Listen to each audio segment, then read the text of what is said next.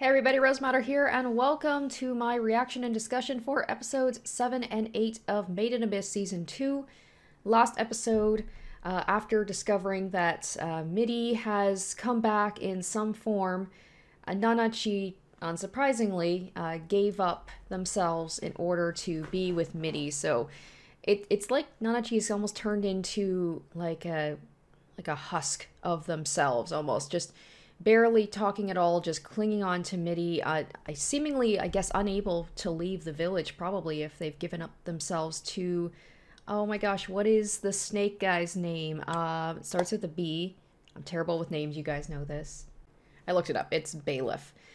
So with that, of course, Riko wants to help out in some way, so she's offered a part of herself, or she said, like, what can I give you in order to release Nanachi and Midi? And Bailiff says, what did they say? Like, your eyes, one of your organs, or your arms or your legs, or something like that. So basically, Riko has to give up a pretty big part of herself in order to get Nanachi and Midi. And then there was this thing where Majikaja said something about, like, you can't do that. If you give up a part of yourself, it's all over, or something like that. I wasn't quite sure what that meant, so they're going to have to try and figure out a way to help out Nanachi and Midi without Riko having to give up a part of herself. And the last episode was actually a really good episode for Riko. So she was by herself. Nanachi is obviously, not available right now, and Reg is off doing his own thing. So Riko had to help out the village with something called the luring, where they lure in creatures into the village because they can't leave the village. They need sustenance. And they basically hunt creatures inside the village, but it was not going well. So Riko had to step in and help out, and she used the white whistle Prushka, and Prushka actually appeared almost like a vision to tell Riko what to do. So Prushka is there in spirit and can, like, speak to Riko. So Riko used it to, like, summon Reg, and Reg was kind of like beefed up almost. It was kind of like that situation with the movie where he was like his feral form, but this one he was like glowing white and he was powerful. So it's like she was able to summon Reg and kind of take advantage of him and, like, have him at full power. So with that, Riko has saved the village. And we left off with a big thing. There's so much it feels like happened. Of Waco, who was the girl in the flashback with the red hair.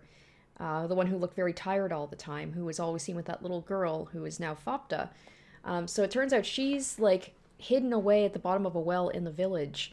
She was banished there because she went against the sages. She didn't like the idea of what they were doing with the village, and she basically got banished down there. So Riko freed her. So Waco is now, like, up on the surface, and we left off with Waco being like, I'm going to tell you my story.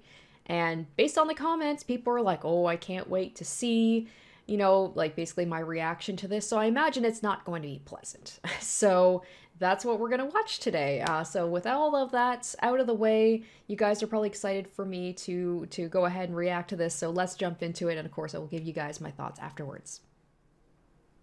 All right. So as expected, this is going to be more of like a flashback episode on these guys. What are they called again? Like the Ganja tribe or something like that? The suicide Ganja tribe? Because we have to know how they ended up the way that they did.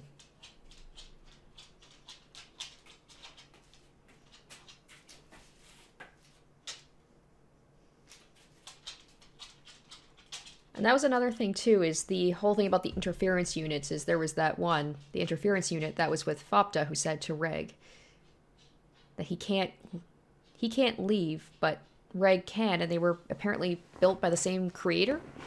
So that could be a key to, like, figuring out who Reg is.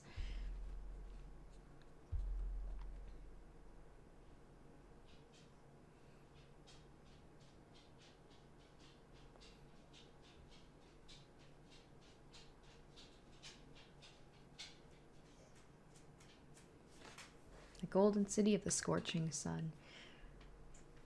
Very curious about, yeah, like, how we got little bits and pieces of how they ended up the way they did, but it'll be interesting to see, like, it in full detail.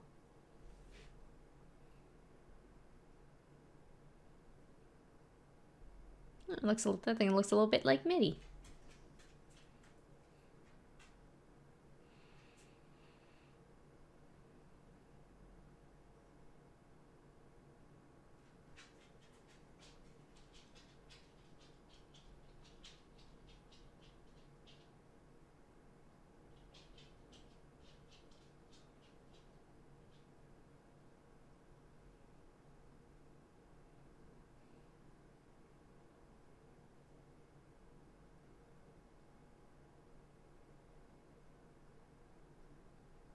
Of course, yeah. Of course, they're gonna be all mushed up.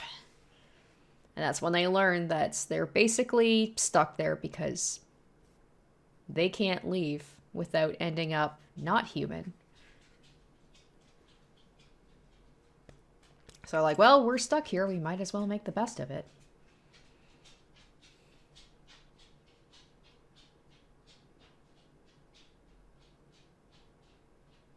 I still don't know what to make of this guy.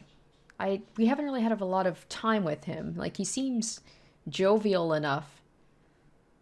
And he seems like he might have their best interest at heart, but you can't blame me for not really trusting the adults that are in control of, or like, in charge of a bunch of children this story.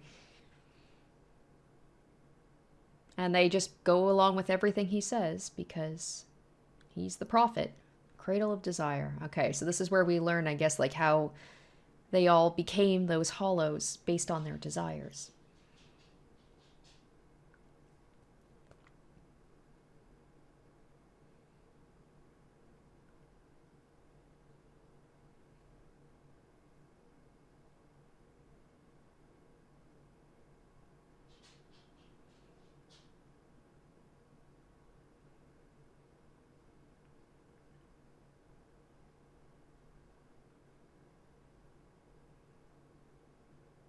She's so cute.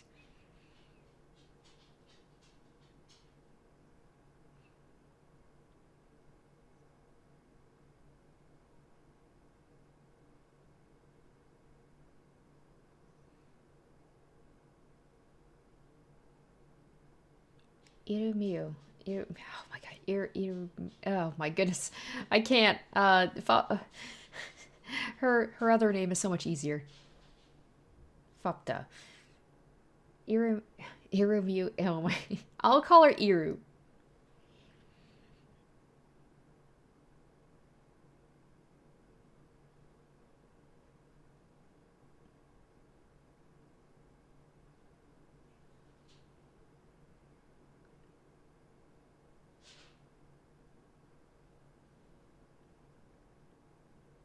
Aw. So that's how she ended up kicked out. Oh, because she can't have children. So she's basically like, you're useless.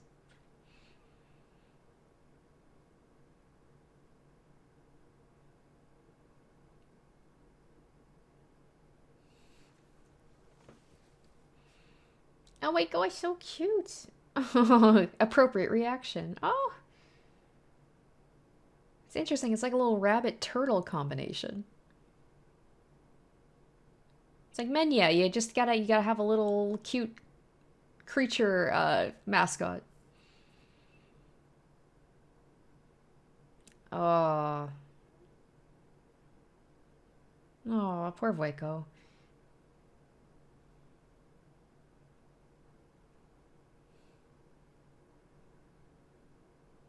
Oh, she's like, I didn't get to keep that thing without it dying. I want another chance.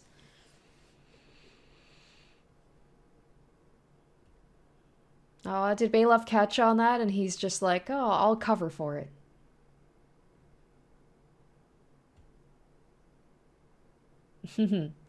Okay, maybe he's an okay dude. I don't know. I don't know what to make of this guy yet.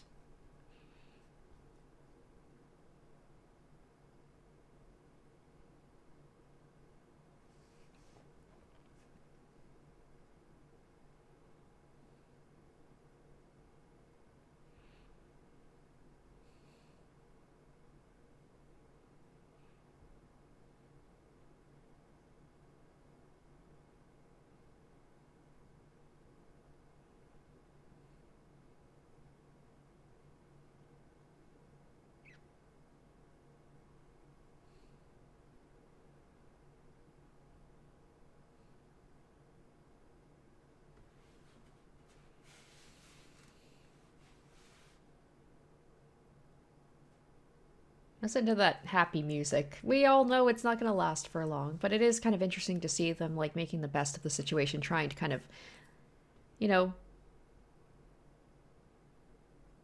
make it a livable. Oh, whoa, don't drink. Yeah, right? I was like, that's very ballsy of you for water you don't even know. Just because it looks clear. That is a good way to get sick.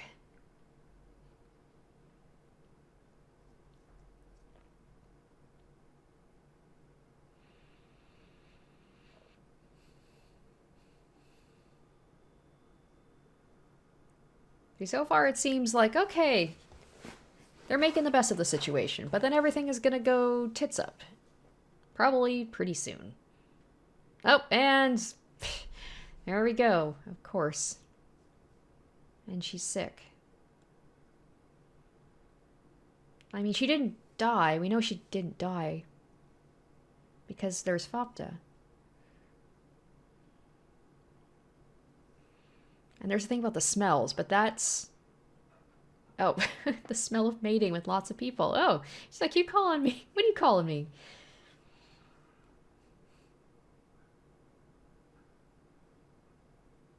Oh, and that's why when she couldn't have children, they just basically were like, we have no use for you. You have to carry on the line. So, what they say, they put like the rite of sacrifice or something on her?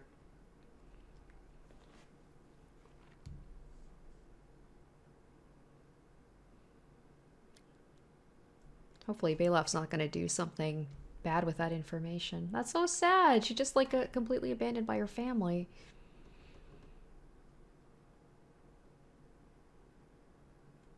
Oh. Interesting. That's probably why they like maybe they bonded so I mean they bonded even before learning about all that, but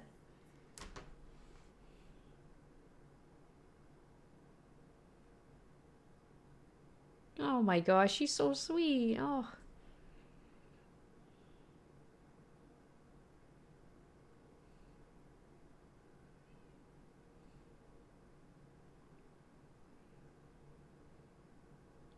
It's a pretty sad thing, I guess, back then. And, like, for them to be so young and know they can't have children, that means somebody checked to see if they could have children. That's a pretty sad state of affairs.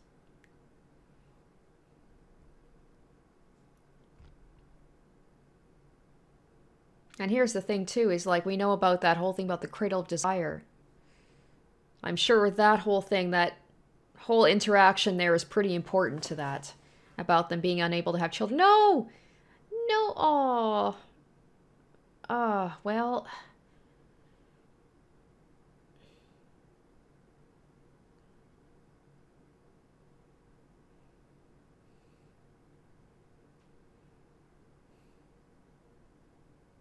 Why is Bela being so, why is he being so creepy? He's just watching. Like, what's he gonna do to them? I don't know.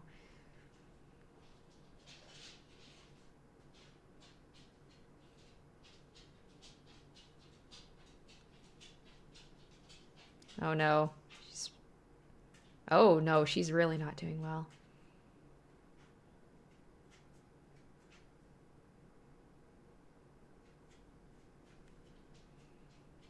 Ugh. Ugh. Oh. Oh, creepy. Oh, they all have it. It's not just her. Oh shit, is it like... Was it something in the food or the water? Oh, jeez. Okay, it's beginning. It's beginning. But the thing is, why doesn't Waco have it? Oh, is this what you guys were talking? Because there was that whole thing about, like, oh, with Rico getting diarrhea, and then there was the flashback to her leader telling her about, like, how to avoid it and stuff. And you guys are like, oh, that's going to be a reference for something, or that's going to be important information. Okay. Oh, geez. So maybe it was. But yeah, like, once again, certain people seem to be safe from it. I assume that they're all eating and drinking the same thing. There's an actual, oh, I can't remember what it is. It is based on, like, a virus or something people can get where it's like their limbs almost look like trees, like tree stumps and branches. It's really interesting.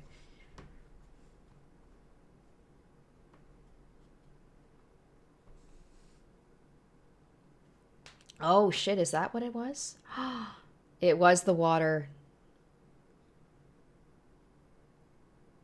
Okay, fine. The thing with Rico, I guess, came back in a way. It's still kind of strange, though. At least this, like, there's a plot point to it.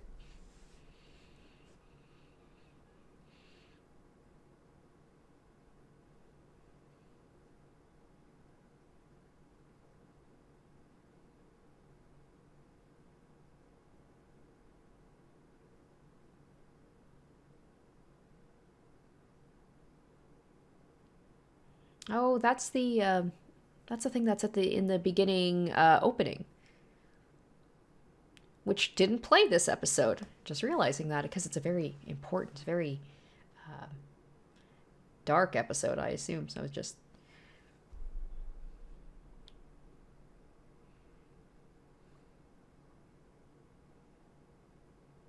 well, that's scary. The fact that they can't even kill whatever is in that water. And that's the thing is like yeah, what do you do, right? Yeah, like you said, it's just like you have to drink water to survive. He just drinks it, no fucks given. Why isn't he affected?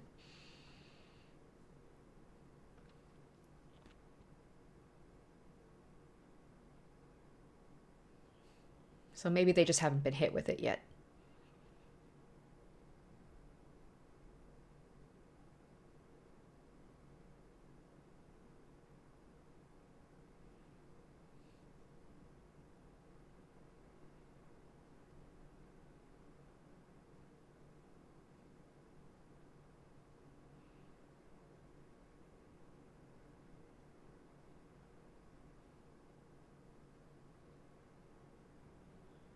Round relics are the shape of wishes. Well, we got some.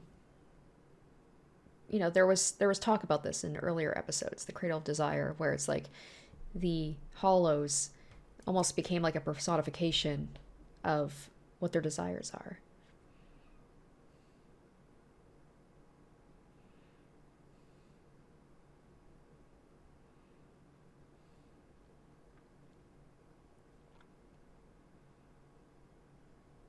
Yeah, juvenile. Hmm. Who is the most juvenile here? Who are they going to give that thing to?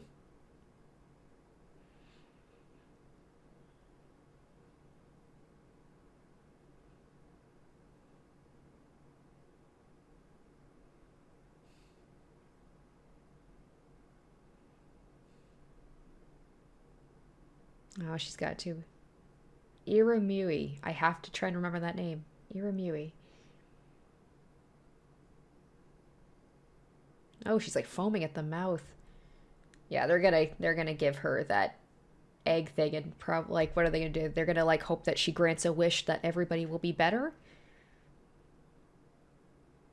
Once again, like driving home the point that children are very important in this world of Made in Abyss.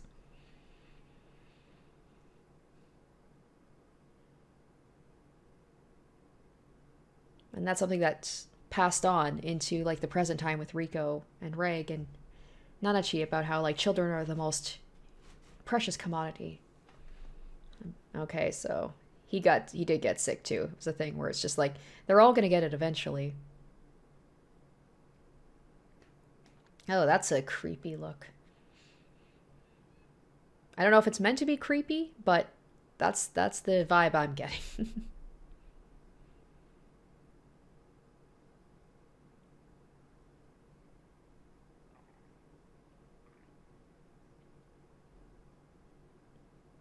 No, I didn't think about the fact that she's like one of the descendants. I thought just because she was the youngest one there that she'd be the least complex and her wish wouldn't be complex.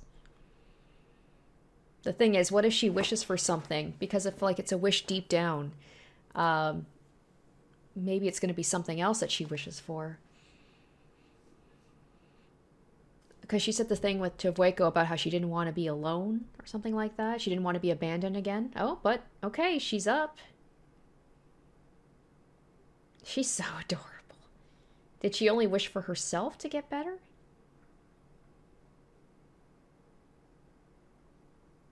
Okay, so she's not all better. Oh, and it fused onto her.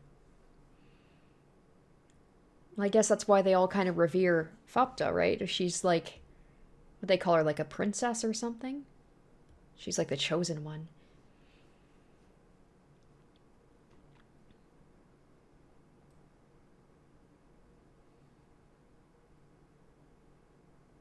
And she doesn't remember. What a kid thing to do is just like they're not at all disturbed about that.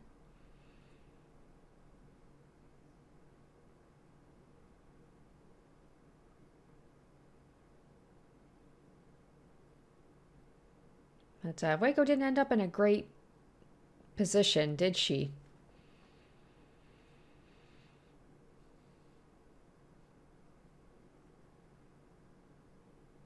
Maybe Waco, she's not going to die because she doesn't want to be abandoned by Waco. Oh no. Oh, jeez. Her wish wasn't for her to get better. It was like she didn't want to be abandoned by Waco, so she's probably going to keep Waco alive.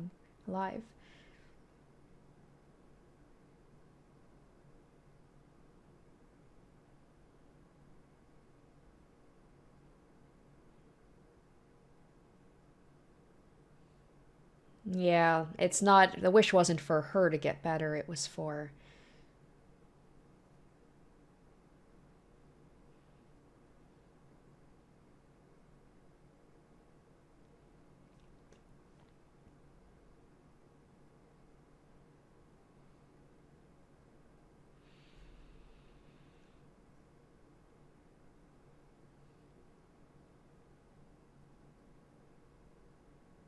I don't think she wished for herself. I think she wished. Although that's a very, ooh, childish thing is to, like, you only see things from your perspective. You don't wish for other people, usually. Oh, what? What? Oh, no, baby girl. Oh, her wish was to be able to have children. Oh my goodness, because she can't have kids, and that's the whole reason she was kicked out of her family. Oh, oh no. So she's just gonna keep having. She's just gonna keep having these babies that can't survive, and then she's just gonna have more and just get more and more upset that her babies keep dying. Oh shit, that's dark, man. That's all she's there for is just to bear children. Oh no. I was thinking it was going to be something to do with her and Waco not being apart from each other. But no, she just wanted to be able to have children. Oh.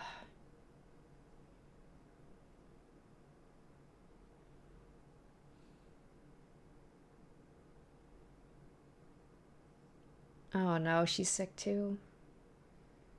Well, we know that she ends up. And then she ends up as that thing down, like, in the well.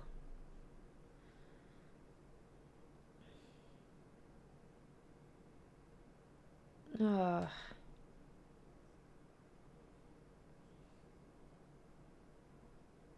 Oh my gosh, this is so. I was really hoping. I was like, Vaiko's not gonna die, right? She can't. She can't possibly. Irumyuui wouldn't want that, because she didn't want to be abandoned by her.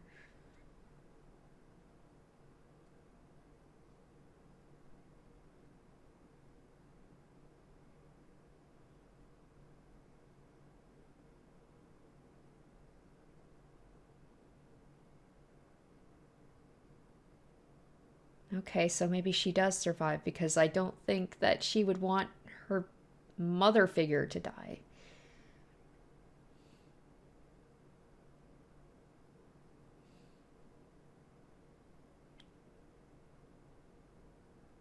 I don't know what to make of that, man. That was. Whoa, that was a lot. That was a lot. Is she better? I mean, she's up.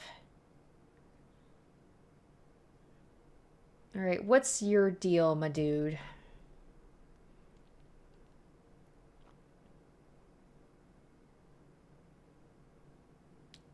What's that? What was it? Was those like the little things that she gave birth to? Or were those the kids? Were those the children? What's this? What that kid saved everybody. Oh shit. Whoa. Okay, that was a lot to take it. So like, I mean, I don't think he's a bad guy. I think he really does believe he's doing the best. Okay, well, that was a whole lot. What is the next episode? Because you guys were saying specifically this episode was like a lot of information, some pretty shocking information. That was pretty shocking. So, all right, I guess we'll just find out and see what the next episode has in store for us. All right, so we're back to. Or maybe not. Maybe we're just seeing. Okay.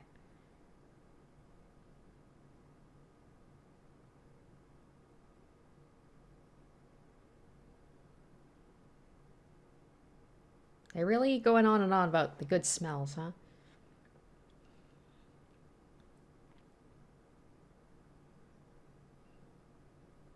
Now that I'm looking at Faputa, she doesn't. She sort of looks like Irumyuui, but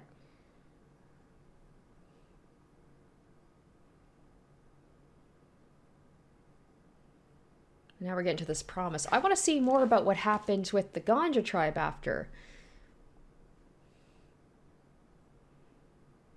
Because, like, I'm guessing the end implied that the leader was feeding Irumyuui's children to the other kids. Oh. Oh. Oh, Jesus. Ah! Wow, okay. Well,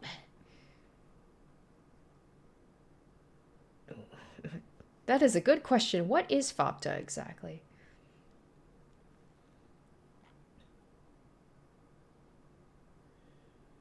Oh my goodness.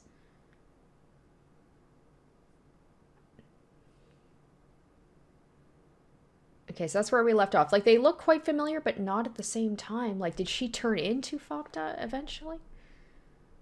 So yeah, it seemed to imply that that the kids were being saved and revived, brought back from sickness by getting fed Irumyuui's children.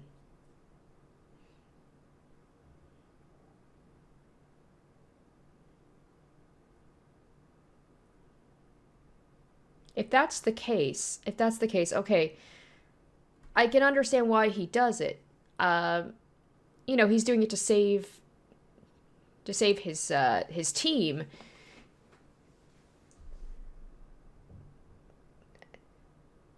And now we're just getting into like the opening again. Yeah, that was like a lot to take in from last time, and now I'm interested about like if Faputa is related to Irumyuui, because like, did Irumyuui turn into Faputa? Did Irumyuui give birth to Faputa? Was that like the child that ended up of hers that ended up surviving? Because like, I look at them and they look very similar, so I feel like it could go either way. It could be something completely different.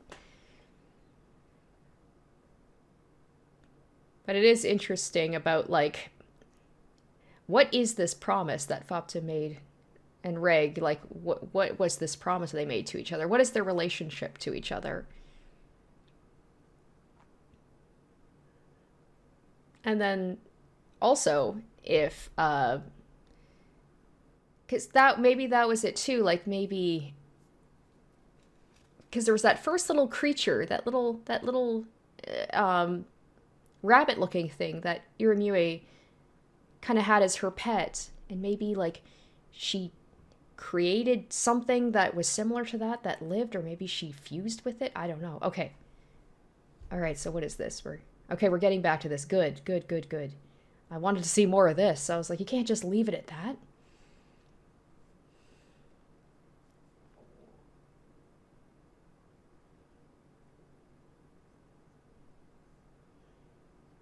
Oh, wow. Oh my gosh.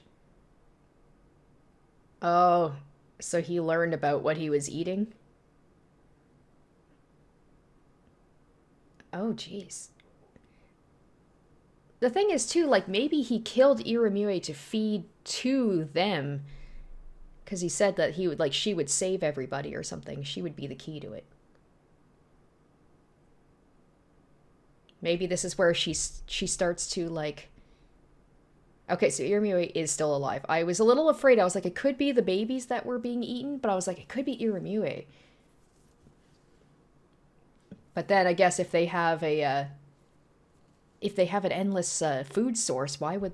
It wouldn't make sense to kill Irumyuui. And he just sees it as, like, for the greater good, right? He's just like, I've saved everybody, and she has saved everybody. Oh, God. Oh, Jesus. Okay, so Irumyuui's not Faputa, then. That is disturbing. She's certainly not as cute as she was.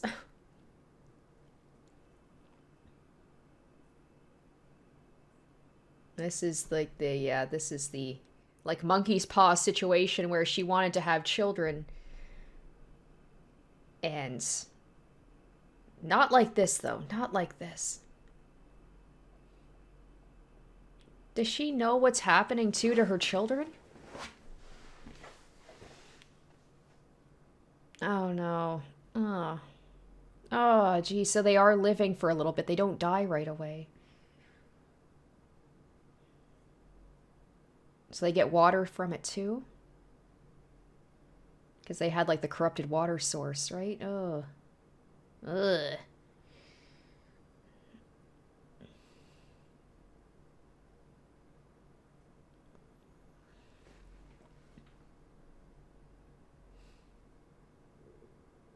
Maybe she starts to see him in a different light. He's just like, he's not the benevolent leader. He's a monster. And then she's like, I reject this. And then he's like, all right, time to push you down into that well. And if you're going to go against what I say.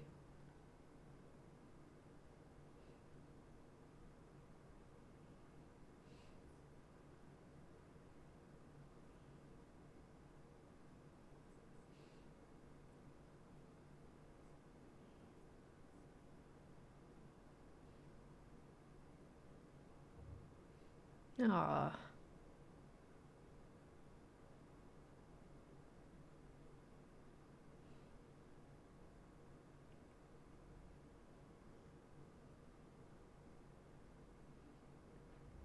Oh, shit.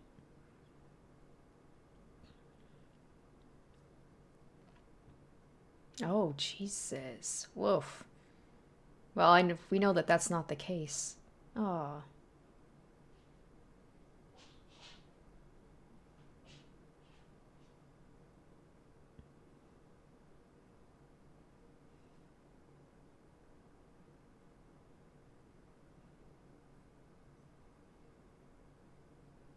I wonder if, like, in the present time, does Irumyuui still exist, still giving birth to things? Probably not at this point, but Waiko's still alive.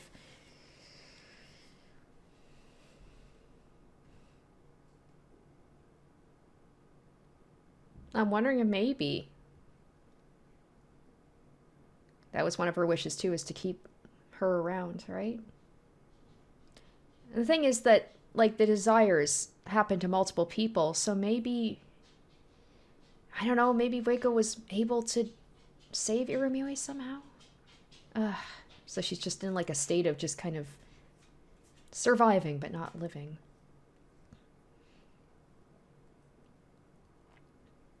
Oh, jeez.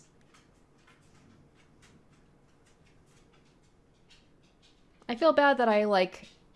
Oh, gosh. In the previous episode, I was like, what's up with Bailoff? He's always, like, spying on them, but he seems to have regret that he knows what's happening. He's eating Irumyuui's babies, and he just can't stand it. Oh, and then they're just getting bigger and bigger.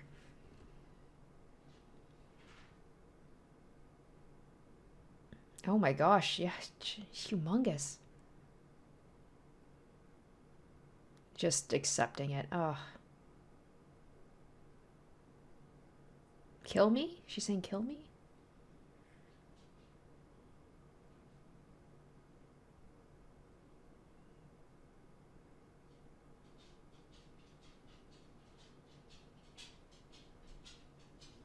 Oh, is she gonna, like...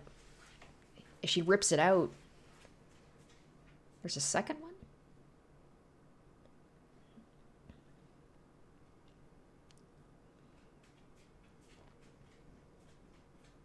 He just...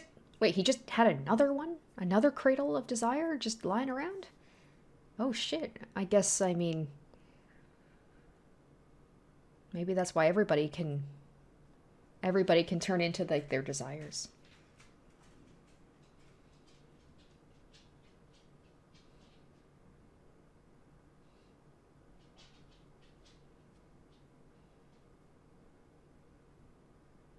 Oh, that's a creepy ass look.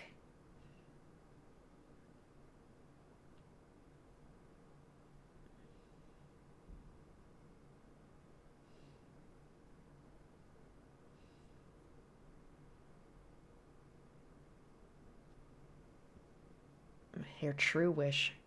He seems to know a lot about this stuff. I know there's a whole thing about, like, how he's a prophet and whatever.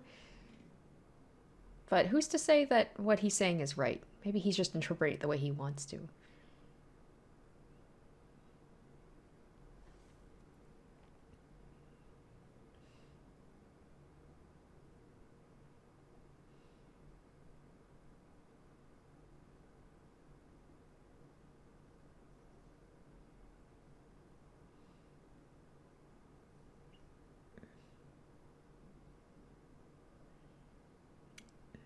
Oh. Oh. Oof. Right, if they get elevated, right? Or outside the camp. And the poor Balaf, too.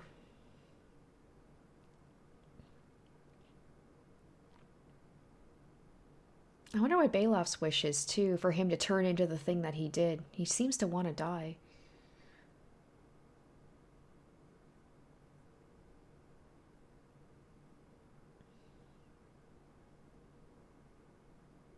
Is Irumyuui just gonna be like, I'm gonna die now?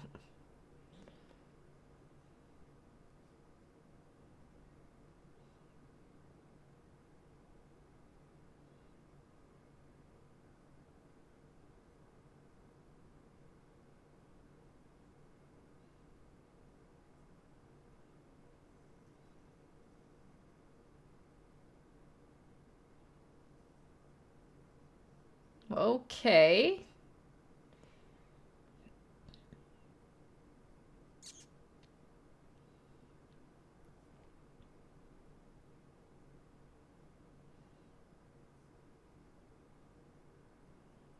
Oh my gosh.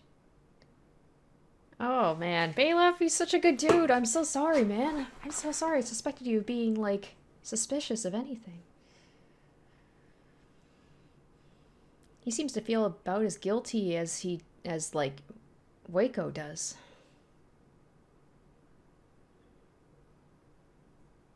Is he going... Is she actually going to consume him? I mean, we do know that he exists as a hollow in the present time, so...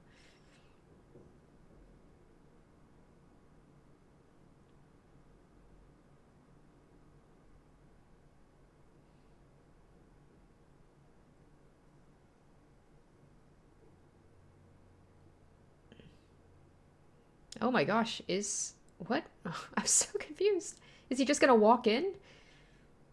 Yeah, okay.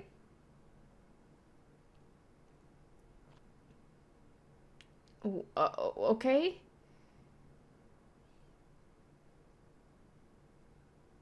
Whoa, okay. Damn. Well...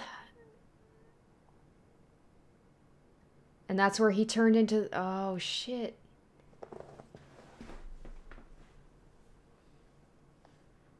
Do all of them just run in and be like, we want to change our forms too?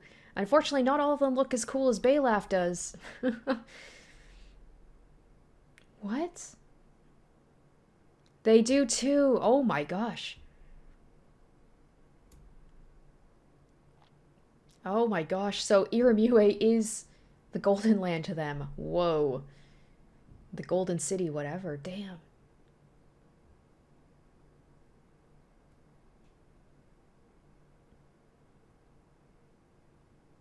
And she won't do it?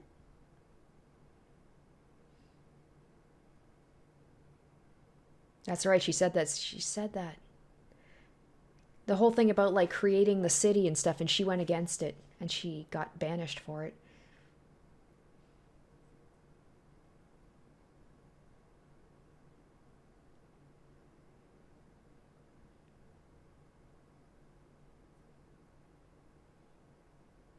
Is she gonna just jump? She's like, peace out. Oh shit, but Irumyuui won't let her die. Because she doesn't want to be away from her.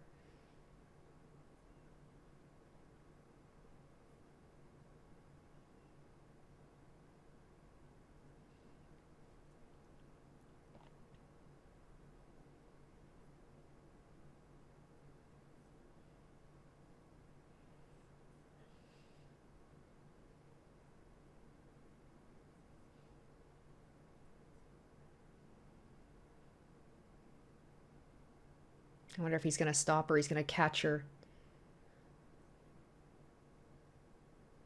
Oh. Well, nope. Oh, yeah, there we go. He's like, I'm not gonna let that happen. Oh, he looks so... Oh, shit.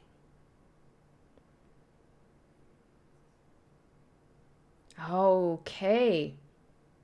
He did say that there were multiple of them, right?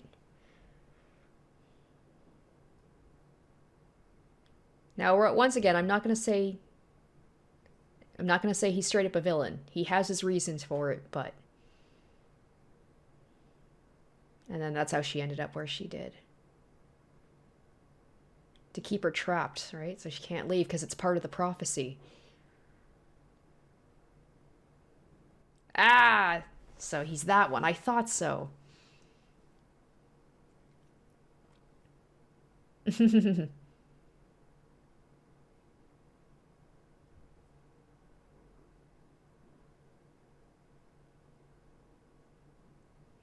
Didn't they say, though, in the thing about, like, an adult's wishes are kind of more, like, they're not as pure, so, or they could be corrupted or something like that. Yep, exactly. So, but he's like, but I am a prophet, so I'm better than that.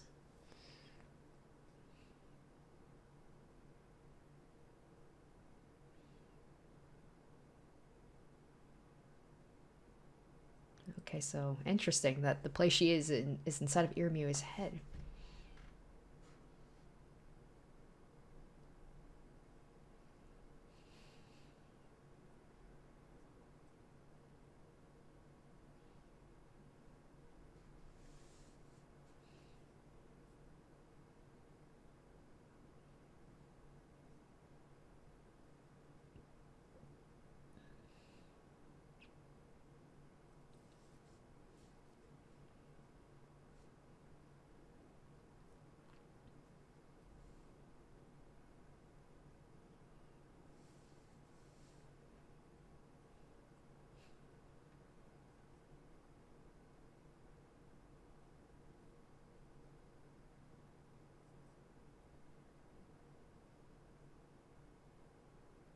Okay. So he says that about how, like, people go into the pit because they feel like something is calling them.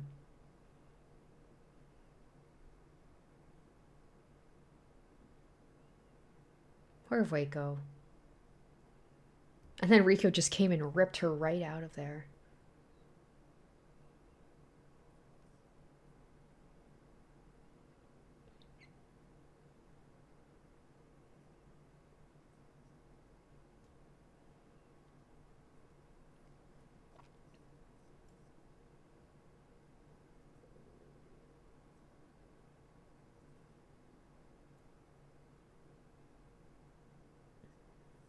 All right.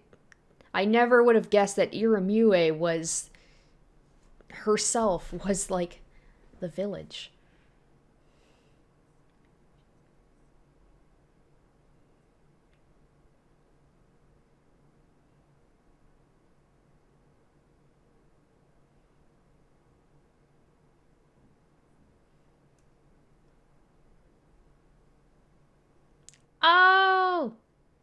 Faputa! That's where she came from. Your final...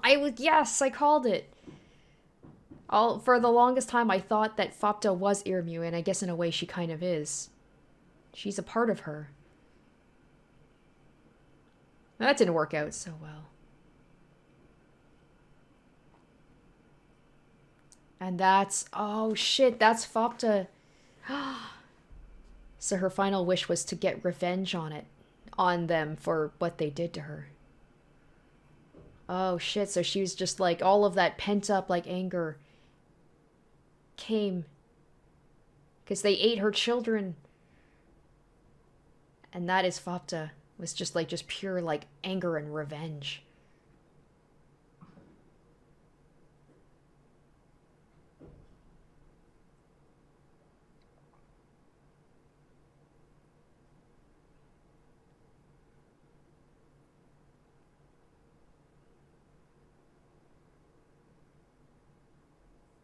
And that's why they, like, revere her as, like, they call her a princess and stuff, because she is the child of Irumyuui. That is really cool.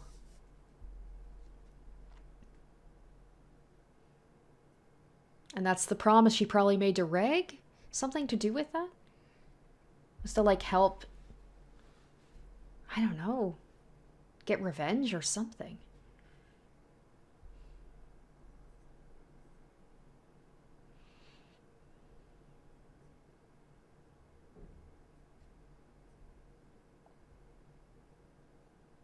And maybe in a way that Weka almost, like, it's like she gets to almost be a mother herself and take care of those little things. It all comes connected about this, the fact that they couldn't have children of their own. And then she said that she wanted to give each of them a name because they're Irumyuui's children.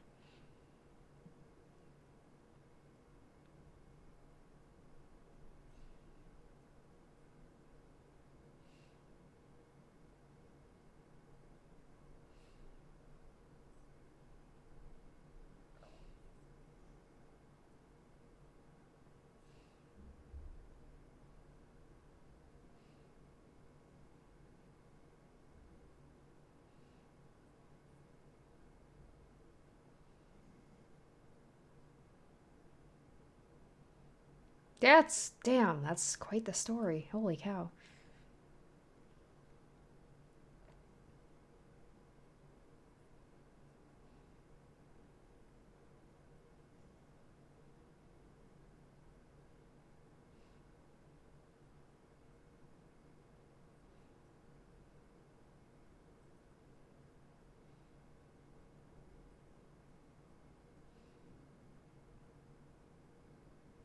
Maybe Faputa wants to, like, free her mom, like, give her death. Yep, there we go. And that's probably what Reg said he was going to help her do.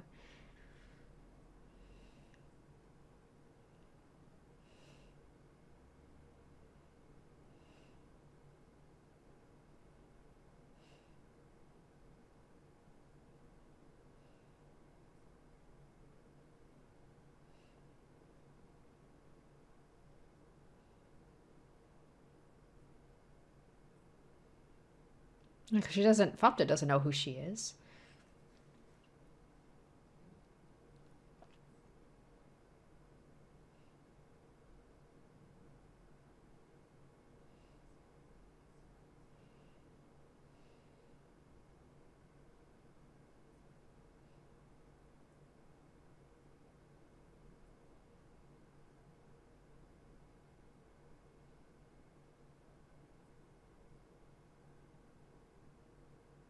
Damn.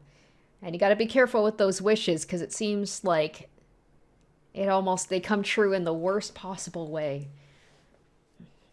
Damn. Alright, you guys you were not kidding about that being a pretty heavy couple of episodes. Holy cow. But what a load of information to take in. I'm so glad that I finally got to learn more about how the village was formed, and I never in a million years could I have guessed that that's how it was done. Holy cow. Alright, well, as I said at the end, those were intense episodes. Definitely got a lot of information A whole lot of things I could not have expected at all. I all this time I was so wrong about things, thinking that Faputa was Irumyuui, but no, she's the child of Irumyuui. Irumyuui herself is where the village started, and the villagers, the Hollows, were created by going into Irumyuui and becoming, I don't know, like a hollow versions of themselves, of a representation of their desires. I'm still like, of all of them, they all look kind of similar, and then Balaf looks so different. I'm guessing that his desire to be punished or something created the creature that he became, and he just looks, I don't know, so much more mythical almost than everybody else. And then learning that the leader, whose name, of course, I can't remember, similar to the other quote-unquote the villains, not like a true villain. He has his reasons for doing things, but you can see like he sees it as a utilitarian thing where he's doing it for the greater good of trying to help his people, but doing it through horrible means like taking Irumyuui's living children and butchering them while they're still alive so that he can feed his team and keep them from dying. So that was just a whole lot of information to take in. That moment with Faputa at the end was so cool. We're just being born just with hate and anger and like just wanting revenge for what her mother had to go through. The whole thing about like the wishes and the cradle of desire, it was just like Irumyuui's deep desires. I guess it was just having these people. I assumed that like that was part of it too, is like her desire was not only to have children, but I assume she wanted to save everybody, including Waco, and they all got hit with that disease. And unwillingly, her children were basically just there to serve as, the cure for people, but she had to lose her babies. So she technically got to experience being a mother and giving birth, but then just immediately have them taken away and killed. It's just like, I'm not going to say that her desires were like corrupted, but it's just like the worst possible outcome of her desires. And then like learning about the cradle of desire, there's multiple of them. It's kind of hard to keep track. So she had the one, the initial one that like fused into her, and that was like what allowed her to give birth. And then he said that there were 3 of them, I believe. He had one of them. Now that's the thing, is like, what was his desire? Like what did he get out of it? Because there's a whole thing about like adults' wishes and desires are, they're not as pure and like untainted as children's desires. But I'm wondering like what did he want out of it? So just a whole lot, like definitely deepened some characters thing, and then also Balaf just learning like just so sweet. Like I felt so bad for him that he just felt such guilt that he wanted basically Irumyuui to just kill him. So he could atone for his sins. And then yet, as he says this later on, he has no trouble, like having Midi and then, Nanachi, and then finally wanting to take part of Rico away as well. So like something, maybe he got corrupted or something happened there. Maybe that is like his deep desire is, he still wants he wants ownership of like, he wants body parts. He wants to own, certain people. I don't know, it's kind of strange that I'm a little like, he seemed like he was so broken over what happened, and yet he's continuing on to like want to take from other people. So that's interesting. Maybe that's like there's some sort of corruption thing of his desires happening there. And then like, yeah, I'm gonna look up his name. Wazukyan, I think, is that what his name was? Let me just look that up real quick. I'm probably saying it wrong, but it's Wazukyan. So like what is his desire? And then also the thing with like Reg and Faputa is like, how did they meet? And then he agreed to help her with her promise or a wish or something. And like Wapo said, Waco. I keep on saying Wapo for some reason. Waco says that she wants to destroy the village, and you can't really blame her. All those villagers, they just took from her, and ate her babies.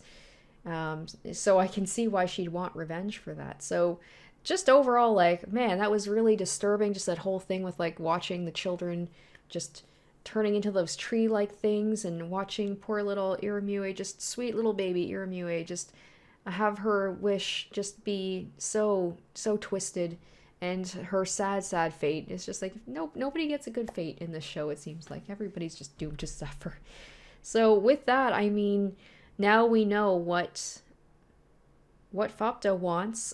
Is Reg going to agree with it? I assume not, because it's a whole thing is like, is he gonna turn on Faputa and then like he's gonna have to kill her? What's gonna happen there? It's like there's definitely gonna be, I imagine, once Reg realizes what Faputa wants, I wouldn't say he's made friends with people in the village, but he's like, you know, he's friendly with them. And of course, Nanachi's there and can't leave. They have to figure out what's going on with that. And then, you know, Rico's there as well. He's not going to want to destroy the village with all of them in there. So he's going to have to maybe try and get her to forgive and maybe kill. I don't know. I don't know. But that was a heady bunch of episodes. That was really intense. Learned a lot. It was quite disturbing. I knew it was going to be disturbing, but never could have seen the whole thing with Irumyuui coming. Like, wow. So you guys were right. This was a good couple of episodes, and I hope you did enjoy my reaction and my discussion for it. It'll be interesting to see if the next 2 episodes can top it, because we're past the halfway point now. There's only a couple left, so I guess it's going to be the big showdown between Faputa and the village, and then maybe Reg and Rico can figure out a way to maybe either save her, or they're going to have to kill her, and then they have to find a way to get Nanachi and Midi, try and get them out of the village as well. So a whole lot that still needs to happen. So anyway, hope you guys enjoyed these episodes. Thank you so much for watching, and stay tuned next week for episodes 9 and 10. Until then, bye.